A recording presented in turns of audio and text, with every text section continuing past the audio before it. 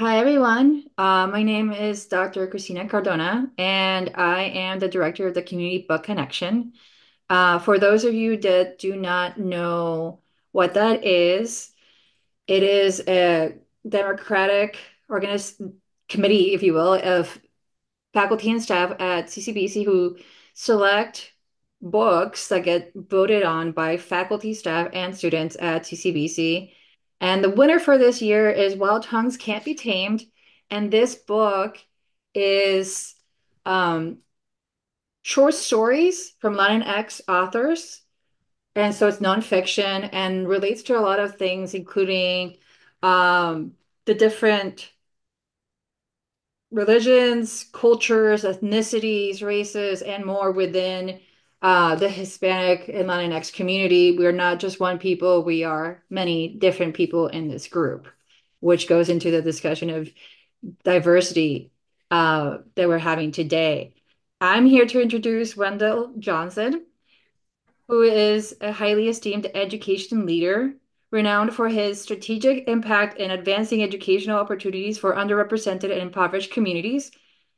His distinguished career is characterized by a commitment to empowering marginalized groups with a particular focus on enhancing educational outcomes for male students and those from economically disadvantaged backgrounds.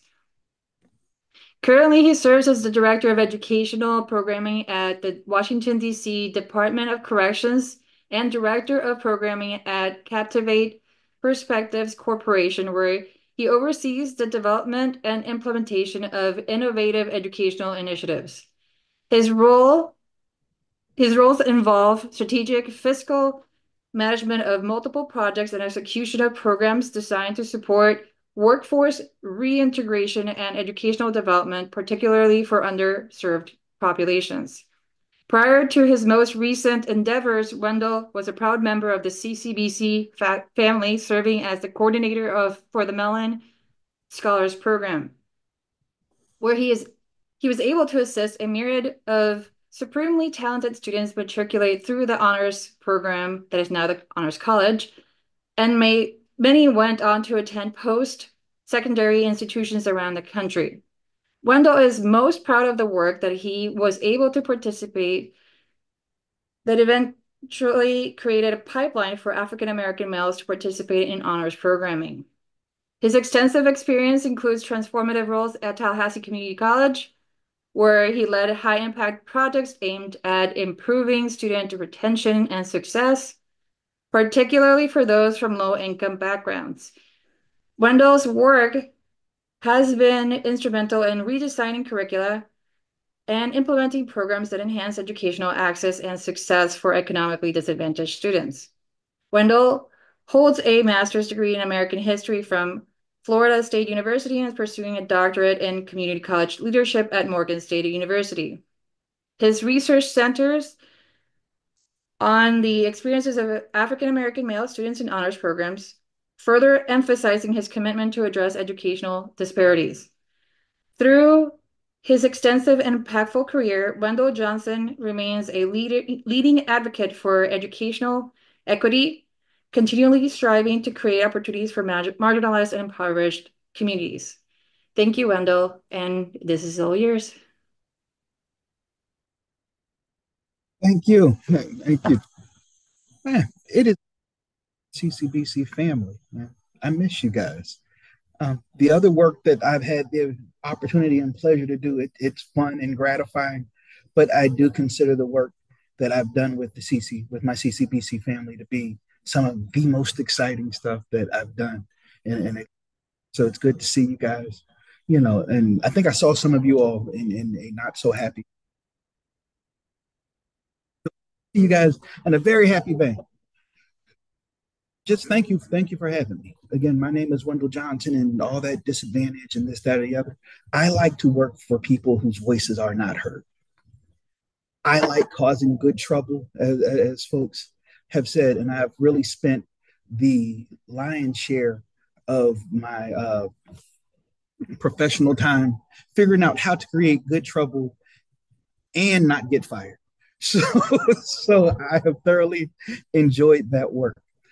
I thank allowed me to come and talk with you guys. today, as we enter into the space of DEI, the space of civil rights, and the space of LGBTQ plus, we're going to talk a little bit about the history. We're going to talk some about the intersectionality, and then I really want to hear your voices and talk about the idea of where we're going next. You know, there there are a number of things that we work on that are going to be very cut and dry. This is the legal, right? This is the legislative impact. And then this was the social impact and how things came about. But there's so many things that are nuanced. There are so many things that if this had turned this way or that way, we're not really sure what would have happened. I did leave out in a previous life, I was a historian. And I background is post-Reconstruction Southern history and a significant amount of time in civil rights. So let's go ahead and get started. Can everyone see my PowerPoint? Just give me a thumbs up. Yay, nay. Yep. Awesome. All right. So the very first thing that I like to talk about is the civil rights movement. And I don't want to go what we if you've taken an American history class, you know that we spend American history too. We spend a significant amount of time working in the time from the Civil War going up to the civil rights movement, and we'll talk about Martin Luther King and the different things, and all that is extremely important. But for the basis of this discussion that we're going to have today, I'd like to spend a little bit of time talking about the successes and then talk about the counterbalance. Let's talk about some of the failures that happened afterwards. So obviously, the highest of the highs, we're going to turn around and see the Civil Rights Act of 1964. And I think in the caption that we see here, we see Lyndon Baines Johnson handing one of the ceremonial pens to Dr. Martin Luther King Jr. Civil Rights Act is going to, through law, outlaw discrimination based on race, color, religion, sex, and national origin. As we move into our LGBTQ plus conversation, we'll see how some of those lines of discrimination are expanded. The Voting Rights Act is going to turn around in of what we see in the 15th Amendment. And we're aimed at ending racial discrimination in voting. Fair Housing Act, some of the same things. With all of this legislative work, you really have to stop and ask yourself, why isn't this stuff working? So when we reach the point of 1964, 1965, 1968, we're talking specifically about African Americans when we're talking about history. They're sitting in a space that the federal government recognizes this isn't changing unless we get involved. And at this point, you've had somewhere along the lines of 40 years of organized political, organized legal, and organized social revolt coming from NAACP, coming from SNCC, SCLC, Dr. King, CORE, and it's moving into a space that's becoming a little more violent. But the things that are stopping it from actually working are quiet. They're not loud. It's the status quo of the South. So we talked a little bit about the history, and you'll know Black codes, Jim Crow laws. Well, I would assume that a number of us know Black codes and Jim Crow laws. But what is it that's happening within these communities that's allowing for there to be this disconnect? And one of the 1968 through 1972, you begin the beginning of the Southern Strategy. And the reason why I like to talk about the Southern Strategy is because when we fast forward all the way to today and we start talking about some of the things that are affecting DEI, we're going to see some of the ligaments and some of the same things happening over and over. So when we look into the Southern Strategy, what is it? It's dog whistles. It's dog whistles, right? It's a political tactic aimed at attracting white Southern votes by appealing to their anxieties about racial integration. Those things sound so similar to what we hear about migrants today. The things that are coming out of some specific channels to the side, they're the vestiges of what are coming out of the Southern strategy in the late 60s and early 70s, right? And what we consider the silent majority, right? So that space is going to be foundational for the counterbalance to all the progressive work that you're going to see in all of these civil rights movements. So now it's judicial rulings. All right, during this time, several judicial rulings emerge that are going to affect desegregation and weaken the impact civil rights legislation, going all the way back to the times of Reconstruction, immediately following Reconstruction. You see that the federal government will put forth sweeping change. And slowly but surely, you'll see small state whittle away at those strength, at those. That's the exact same thing that we're going to see happen in the 1960s. So for every time we go and we champion the Voting Rights Act, 65, we go and champion Fair Housing Acts, we go and champion Brown v. Board, you're going to have to turn around and look at a smaller court's ruling that says, okay, we can deny this. We can slow this down. We can stop this from happening. And the reason why this becomes so important is as you look at it on one end, it becomes the blueprint and the basis and the game plan for things to be played out in vast other types of progressive movements. You know? Probably the best example that I can think of is what you're going to see happen in New Orleans following the desegregation of the legalized desegregation of the city. What you'll see and what historians have turned around and said, essentially, middle class white people stopped going to school. They stopped going to public school. And you're going to see the development of the parochial school system, right? So you say, okay, so what is the impact of not to the public school? Well, you take away the teachers, you take away the tax base, and you take away the voices. We are not going to vote for these things. And now I've taken those things and I've essentially created this entire other space. You'll see these things in urban centers all over the South following desegregation. It's called white flight. I can't see anyone. Nobody likes to feel like I'm talking to them. Hey, how you doing, Audrey? You agree with me? Okay. So you start to see these various forms of white flight. The most obvious form of white flight is leaving one area where you live and transferring out to the suburbs, right? But what we're talking about is taking our capital. And as I take my capital, both economic and legislative, you start to leave these areas of blight.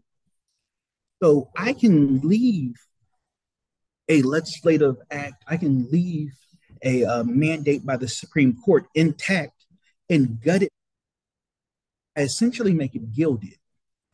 And that's what we're seeing in these spaces, right?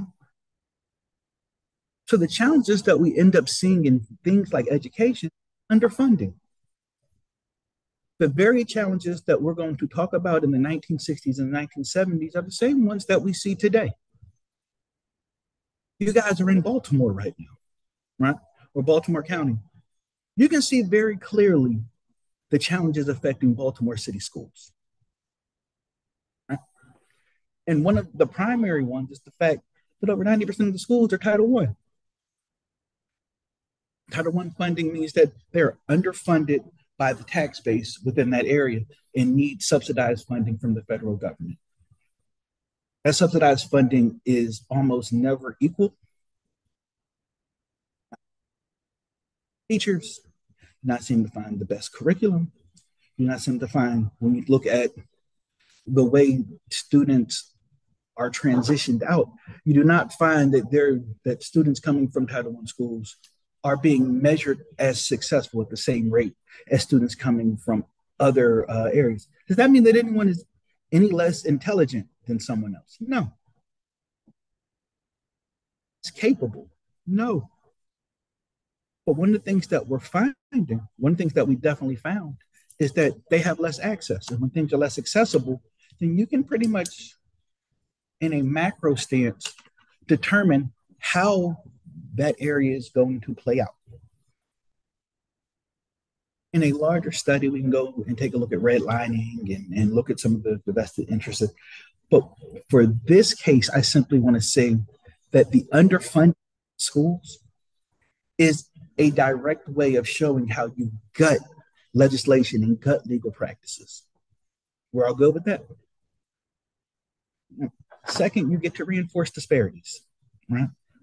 So bad confirms bad, confirms bad, confirms bad. And what you started to see in these areas is that by taking away economic opportunity, you create opportunity for criminality. And then you report on the criminality, so you report on the branch instead of reporting on the root. Is essentially what we're talking about. And by reporting on the branch, I can say, look, these things, this is how you've seen folks combat. Excuse me. This is how you see folks combat civil rights movement, especially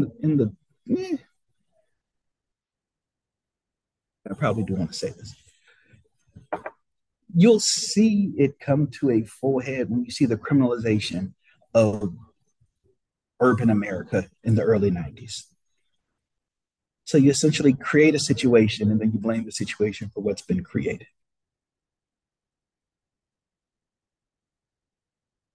What in the world does that have to do with anything else, with anyone else? If you turn around and take a look at what has happened with the LGBTQ movement, you will see the same highs, highest of the highs, right?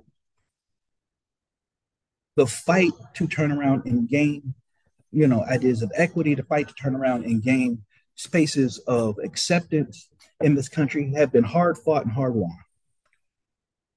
And we can turn around and focus on all of the legal victories, Burgerfield v. Hodges, where you turn around and say, okay, we're going to accept same-sex marriage. And I remember when that happened in 2015, all the famous pictures of people running to the courthouses and getting married immediately and seeing how exciting these things were. And you really begin to believe that on the precipice of a new identity and a new type of America where acceptance and tolerance are going to be the way of the land. And as you start stacking legal victory on top of legal victory on top of legal victory, you really start to believe this is going to be what my children and my children's children, this is going to be the America and the American legacy that I leave to them. And then you remember you are a historian by trade. And so much of this is cyclical. And instead of seeing large, overwhelming things turn around and gut these victories, you start to feel the ground underneath you shift ever so slightly. And you start to hear the rumble of social angst, of large religious organizations questioning the validity, not the legal validity, but the moral validity of organizations, of people, of lifestyles. And then you start to see major amounts of money funneled into those areas. And then you start to see the demonization of people. Demonization of people turns into the creation of an entire other stance, right? And in that, we're going to see, religious freedom restoration acts, which allow businesses to refuse services to LGBTQ families and couples. Do you remember the bakery that was allowed to not service the couple? Just me and you, Audrey. I appreciate you. Just me and you, sister. So you turn around and you start to see it's not just about a bakery. It's the idea that any private organization can deny an American citizen simply because they believe that their lifestyle doesn't fit in with the lifestyle of others or the lifestyle that they believe. And wherever you fall on that spectrum is fine. And it's for reasonable people to argue. What you can't argue is whether it be religious freedom laws, and they can deny service based on their religious beliefs. Um, there be bathroom bills where we turn around and start having a conversation where transgendered women cannot use public facilities because we say it attacks and it makes unsecure women, it makes unsecure children, and it demonizes a type of person. The one thing that we cannot argue is that a lot of these are tropes that we've seen before. Them in the 1960s towards African Americans. We've seen them in the 1930s, 40s, 50s towards Hispanic Americans, Chicano Americans. We've seen them in the 19 teens towards Chinese Americans. We've seen them during the Spanish American War. Of course, we've seen them back in slavery and Reconstruction and times. It becomes a very old trope that a number of people will do is criminalize the behavior and criminalize the person. And that becomes extremely dangerous for communities. And you'll see a tremendous rise of hate crimes, a tremendous rise of violence. And right now, you're starting to see, probably in the last 5 years, 10 years, we've seen a number of transgendered women come out and talk about the violence towards them, how unsafe a number of them feel. It's not as if this violence just began. So we're talking about decades upon decades, if not centuries upon centuries. I know queer studies historians have gone back. I've seen and read queer studies historians going back all the way to the days of Old England, having this very conversation. So this is not a new issue. It's not a new phenomenon. It's safe to be whom and what they are. You know? Finally, we talk about these anti-discrimination protections. There have been challenges to workplace protections and marriage equity in the protections. And we have to make sure that we don't underestimate the importance of slowly chipping at something. Simply because it doesn't completely overturn a law, a bill, a motion, doesn't mean that it didn't hurt it.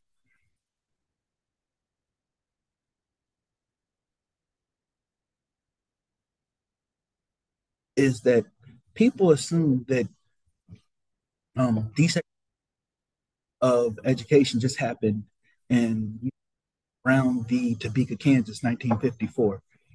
When the truth is, the NAACP had been slowly chipping away at the merits of separate but equal for well.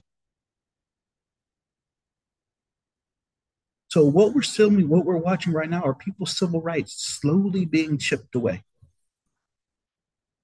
And it happens very quietly, until you look up and the protections that you have aren't worth the paper that they're printed on. They don't really print on paper anymore, but they used to. All right. So before we go into the intersectionality and its operations in DEI, I do have to say this. DEI is not simply civil rights for African Americans and work for the LGBTQ community. There are so many organizations that have played so many different groups of people that have made tremendous contributions to the development of DEI. It really is the idea of part of the American culture and being a part of the country and allowing yourself to be seen. And you can go back and really trace back to the early 1990s that you really and what diversity, equity and inclusion really movement has looked like. Turn around, I heard people talking about the other, and you hear people talking about the hyphenization of America. And why is the hyphen so important? And one of the first things that I talk about when I have a any history class is I ask them to close their eyes, right? And when they close their eyes, I tell them, when I say American, what's the first thing you see? And about 85% of them tell me they see a middle class white man. That's what's to be expected. In population, the majority of them aren't white. The majority of them aren't men. The interesting part is they don't see themselves. And one of the biggest things that you see DEI doing, it allows people to see themselves in these spaces. Right? Truly, the story of American history, as I see it, is going back to the development of the country, who is a citizen, and then everyone else has a hyphen, and they're looking to move into the citizenry place, the citizenry space. And to me, that's unbelievably exciting. DEI reinforces that, right? Recognizes that individuals face multiple overlapping forms of discrimination, and together you have the opportunity to say something about them, right? As you move into that space, you still have to deal with all of the vestiges of people trying.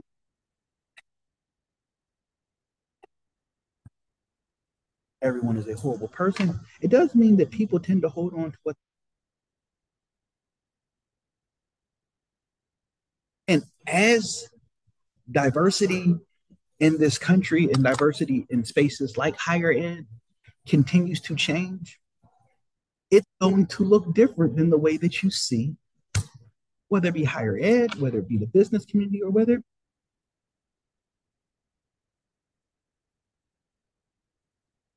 So whether it's a bunch of students in Dundalk or Catonsville telling me that the first thing they see when an American citizen, when I ask them what is an American citizen, is someone other than themselves, as they move into the awakening that being an American is a nationality and not an ethnicity, they'll start to see themselves. And as you start to see yourself, all of a sudden, other people that see American as themselves, that moves you into a space of conflict. And that conflict is how America has grown, since its inception. The fight over DEI is no different. But one of the things that we got to see, George Floyd died. The fight DEI flew it flew to the front of all lives, and it became the conversation on the lips of just about everyone. Questions we need to ask is, why is that so? It's not as if George Floyd is the first person to ever die. It's not as if he's the first person of color to die at the hands of the police. First person to die on camera. But his death, the death of Ahmaud Arbery, and like him, served as a catalyst to move the DEI movement into the cybersphere. Anybody know what things added to George Floyd's death had us move into that space? Anybody? Just me and you, Audrey. I'm sorry, go ahead. But I just knew somebody was going to join in. It hurts my feelings. How about the idea that we couldn't go anywhere? You combine what essentially is a modern lynching act that the entire world is locked at home. All of a sudden, you are forced to deal with so many issues that you took for granted and were able to walk away from for so often and for so long. The global pandemic, along with issues like George Floyd, that helped propel what we call DEI, today's DEI, into the space that we know it as now. I remember being an administrator at Tallahassee Community College and following, and George Floyd, uh, the death of George Floyd happens, and that happens before, absolutely happens before the pandemic starts. But when the pandemic starts, it forces us to come back and deal with this reckoning, right? So now I remember getting this letter from my president and him calling me in and saying, we have to do something. We absolutely have to work in a space that something has to happen. And we created a Black Male Institute and we created a think tank, and everybody need to sit down and act like every Black person had said about the police over the last 100 years hadn't happened, and we had to act like it was new and address it as if it was new and create all these said about whoever had been marginalized had to be offered in this space, and we're going to create these initiatives to address it. Sudden, we're not going to call master bedrooms master anymore, and it took me 20 minutes to find my syrup because we can't use Aunt Jemima anymore, and all these things because we're recognizing that we're reinforcing tropes and we're reinforcing negative stereotypes and we're reinforcing all these other things, right? And then we got a cure to COVID. And almost immediately, we saw this complete switch, this complete 180. When you couple George Floyd with the global pandemic, it's an unbelievable spike in the amount of money for. I met Maury through DEI programming, Maury Baskerville, who happens to be on this call right now. We're going to turn around and working through the humanities, we're going to essentially work with the development of the other. And we're going to move away from that. And now you look at funding, I wish I could say slowly dwindling, but it's moving away in record pace. Let me fast forward to something real quick. The Washington Post did a follow-up article to all these huge Fortune 50 corporations offering funding following the murder of. And it was something near a $50 billion number that these folks offered and said that they were going to put forth. And then when they did a deep dive, what they actually saw was less than 10% of, what had been pledged ever actually went to funding organizations focused on diversity, equity, and inclusion. Over 90% of that money went to loans. Turn around and figure out ways to have those organizations make money.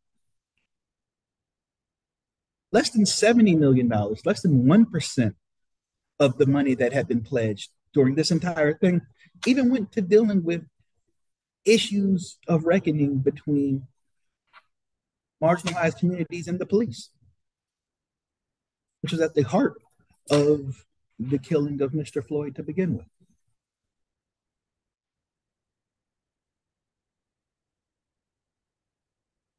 Probably the most heart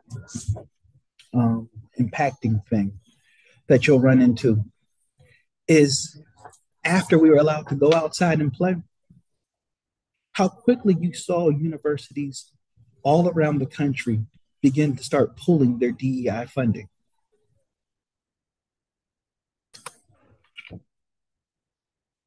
I'm from the state of Florida, and I just moved back from Texas. I know how to pickle. So, you know, for those of y'all that don't know, that is the governor, the person in the picture there.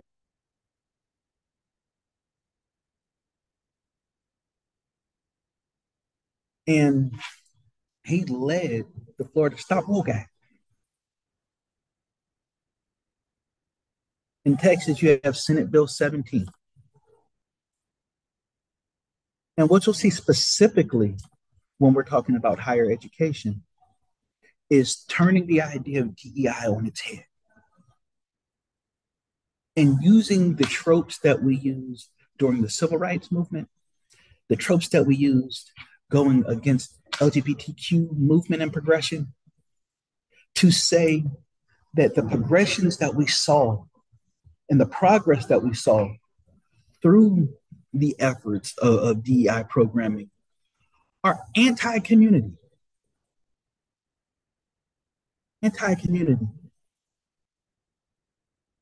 Now we're talking about what books you can read in public schools because public funding, and we don't want to hurt people's feelings with the truth. State Bill 17 in the state of Texas essentially ended all DEI programming. The Stop Woke Act in the state of Florida has essentially ended all diversity, equity, and inclusion programming. Now, what a number of institutions have done is take people and put them back in some form of programming, and those people haven't lost their jobs. But that's not the real sin, nor is it the real impact. I said impact happens when you're digging from the bottom. Little by little, you loosen the gravel. You don't have the ability to make the art. The first generation will absolutely know that this is horrible. Second generation will turn around and say, man, I think something's wrong. And the third generation will say, I think I heard something about that. Generation won't know what the hell you're talking about. This is about the opportunity to have space. And those in an anti-progressive state, an anti-diversity, equity, and inclusion space are on the move, as they've been in several other times and regions, and none of this is new. This is a pendulum swinging back and forth. We have to be careful, and we have to be diligent, and we have to be vigilant. Work that's being done affects so many. And unlike in other spaces, so many people have turned around and they've just become numb.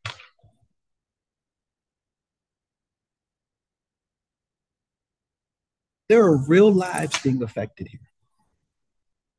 There are histories and cultures that are not being spoken to, not being protected, and not being helped for the advancement of their futures. And it's being done systemically.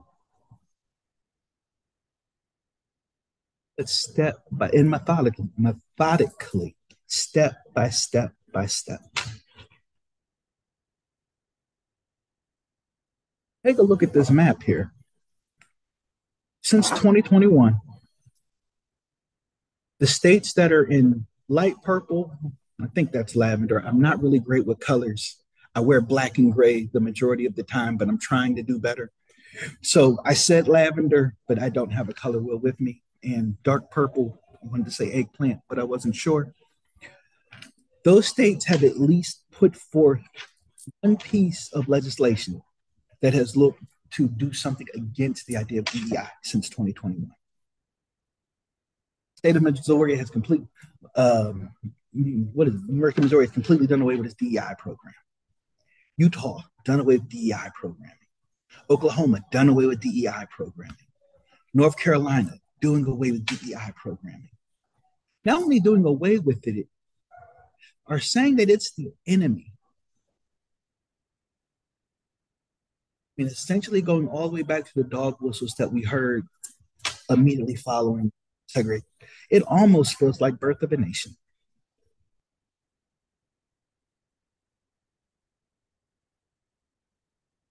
What does that mean for us?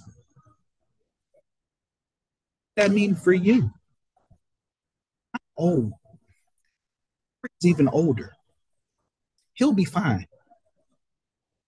But there are so many young people that have to begin their professional space. And although this is not the most um, siloed we've ever been, I mean, we did fight an entire civil war. We're awfully close. And ideas like who deserves to be considered an American, ideas like who deserves to operate in this space with full citizenry, least it should be heard. The ideas are the questions that we're definitely going to have to deal with, live, and manage if we have any chance of seeing this more perfect union grow even better.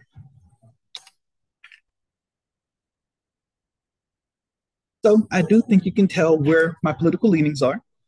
And 1984 is one of my favorite books. I do believe Big Brother is watching, especially if you live in a lot of the states that I mentioned. And I do think that we talked a little bit about the fears. What I would love to hear is what you guys think happens next.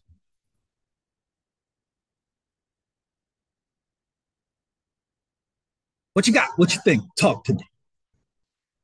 Yes, sir. I have to ask, can you go back to that previous slide? Absolutely. This Michigan, Illinois, Louisiana, oh, Iowa. so What do here's those countries represent? nothing. There's nothing wrong in any of those spaces. I took the background out, and I'm not technologically savvy. So there's not super dread and doom in Louisiana. There's not super dread and doom in Michigan. It just took the background away, and I didn't know how to put the background back. So they're still in white, or are they light And purple? they're still in white. So Okay. no DI legislation. What you do see is statewide, and I do need to clarify statewide through state legislation. In a number of these spaces, you start to see, because the challenges, what we're talking about, those challenges start in a community. As they move to, as they move through a community around, and they end up in the state legislation. Some of them, unless you live in Florida. But these things start with a slow drum beat. And they essentially start with every time you think an organization is moving into us, every time you think a group is moving into a space where they're going to be a part of this more perfect union, you have to know that there are other folks that don't see life that way. And that's okay. That is what being an American is. It is not this kumbaya moment. It's constantly living in this space where there is friction. That friction should not cost you your life. It should not cost you your opportunity for life, liberty, and the pursuit of happiness. That's where our issues show up. DEI is in a space where it is getting beat down. And it's not quite uh, following the Mason-Dixon line. But what you do find is it's sort of following Northeast and the West. That's not Arizona versus flyover country and the South. These conversations have to be had. And if you were to superimpose who people like in whatever national election, it's amazing how they look a lot like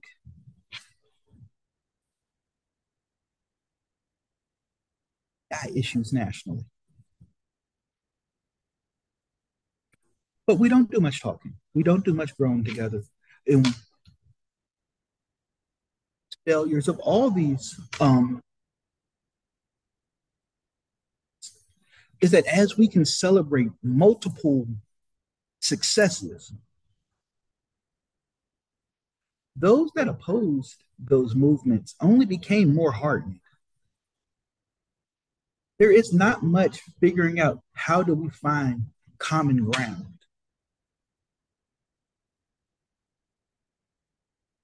Those who oppose really do become hardened. They become a quiet minority. Um, then they explode. So a lot of those things don't leave. But I did want to go back to the question. Well, Wendell, Mm-hmm. you do have a comment in the chat from Oh, Anderson Jaggernaut. what we got? Anderson. He says, I feel like DEI is completely misunderstood and only viewed as a Black community problem. Stop Absolutely. sending things, Anderson. I got to finish reading. Hence why the right wing news platform can propagate these misleading statements. He also says it's ironic because I feel like we are, as a community, are encountering the second generation of individuals you mentioned. Absolutely. Well, I would like to start up and reinforce something that I said earlier. When we're talking about DEI in this conversation, we're only talking about the impact of LGBTQ and really African Americans is who I spoke to.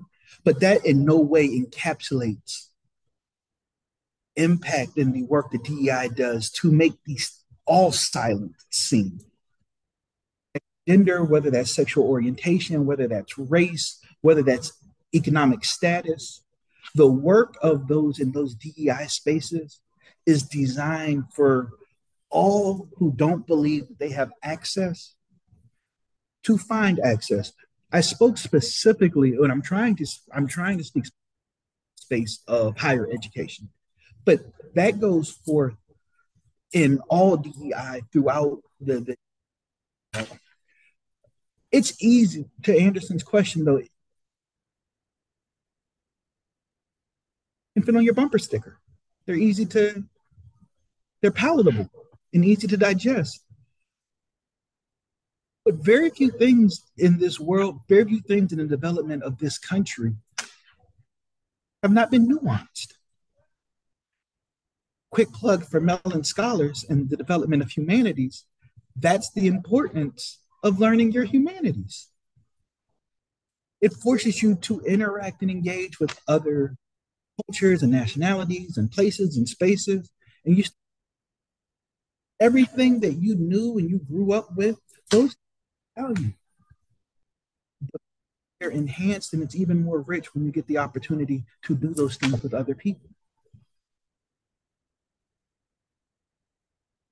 Anderson, is your hand still up? Yes. I didn't know if we can still ask questions or not. I hope so. Yes, I'm just kind of confused as to why these companies converted their pledges into loans. It seems like it goes back, Don't say convert because huh? that's, I'm sorry, I didn't mean to cut off your question. They didn't convert anything. Mhm. That's what's initially placed out there. So what I'm saying, and let me just make it plain, is saying that you were down for the movement and down for the cause was good for business. I didn't say actually being down for the movement or being down for the cause was good for business. Saying I'm down for the good and down for the cause is good for business. And as I operate in the space of saying that, and I'm talking about go back 4 years. You got Nike, we're going to do this. And you got people resigning off the Reddit board saying, give my space to a black guy, any black guy, I guess. Google saying, hey, man, we need to address this. Financial institutions saying, we got to increase black home ownership. We got to teach financial literacy. We got to do this. We got to do that. Because people were fighting for toilet paper. And after I had my 2 hours to go fight for toilet paper and get what was the spray? Because I thought, spray some spray. You remember when you couldn't go outside? You went home and what did you do? You watched the news. And you watched people get lynched. You watched Ahmaud Arbery get lynched. You see people's rights being taken away from them. I heard a person say something. And it was the most profound. And it's the biggest thing that I can take about the importance of context and nuance. And what he said was most people are not racist. They just care about race the way that they care about clean parks. And I care about race because it's as important as breathing to me. And that made all the sense in the world. What you see is people that are moving further and further apart. And they look at those that are, like me or even like you and say, man, you guys are, zealots. And instead of turning around and sitting down and talking to other folks, we say, man, you guys are racist. And what they're saying is, from my context, this is what's important.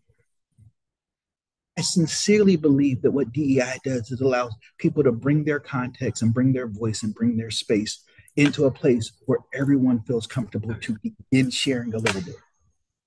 And that sharing moves and grows and grows and grows. If you take that away and you leave bumper sticker beliefs, you're simply waiting to have a second civil war.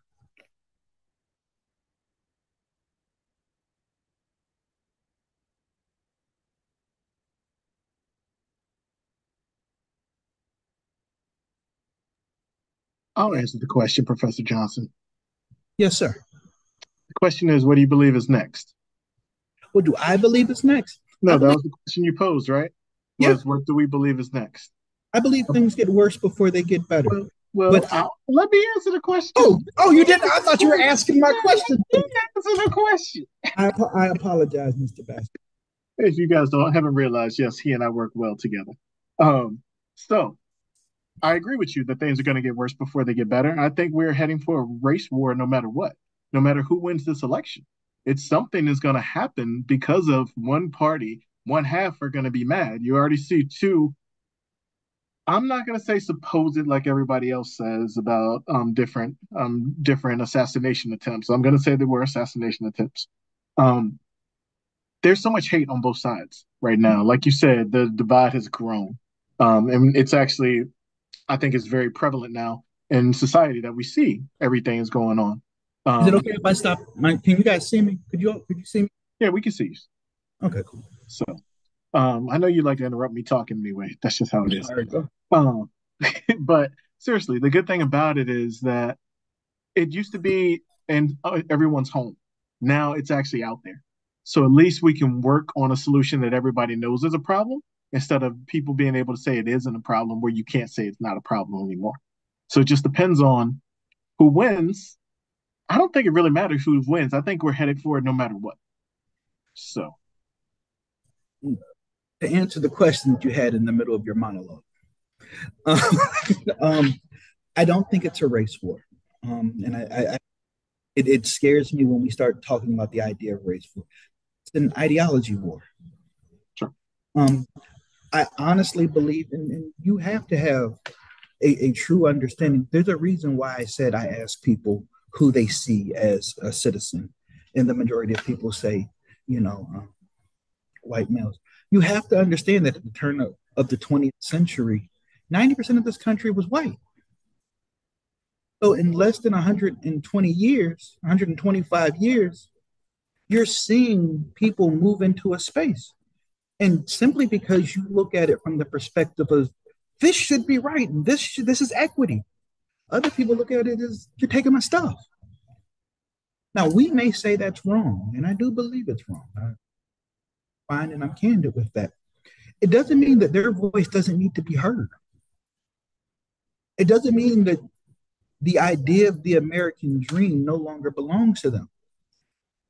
But if I live in isolated spaces, you tell so many people turn around and they say, well, you know what has to happen? You just have to accept this.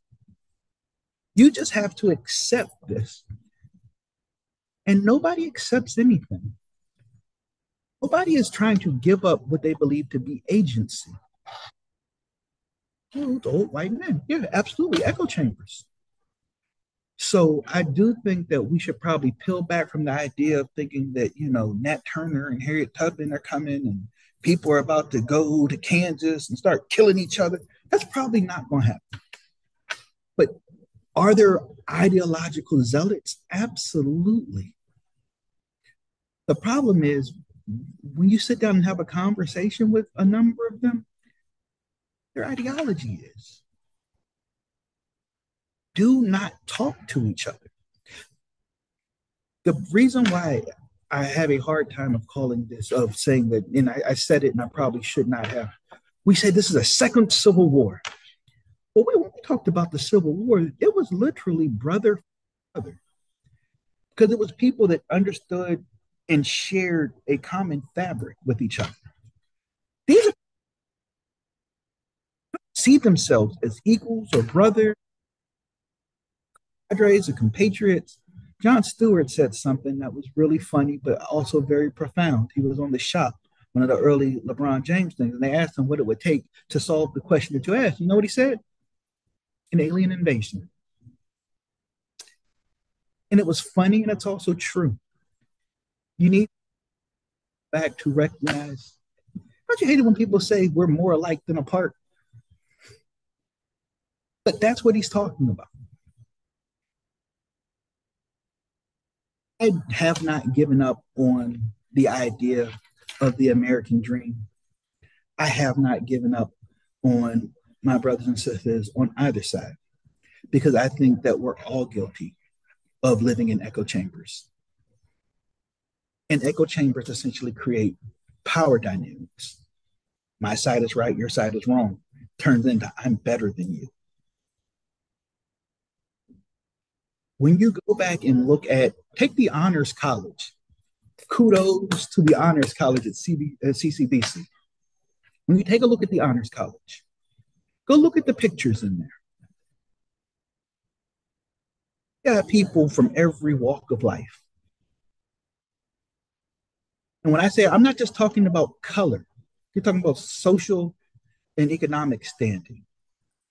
You're talking about people that are coming with different ideas of how women should behave, how men should behave. You have older people, you have younger people. All those people are forced to sit down and communicate and deal with extremely difficult issues. And always agree. But the goal wasn't for them to agree. The goal was for them to learn how to communicate. Forcing people to agree is akin to dominance. You better agree with me or else what? But live with each other. We can't even agree that fossil fuels are causing hurricanes and they're coming every other week. I got somebody telling me that there's a tornado machine, a hurricane machine in the Atlantic Basin. As a our use of fossil fuels is causing climate change, and you know that's why the Gulf of Mexico feels like a jacuzzi in October. How about we just get the facts?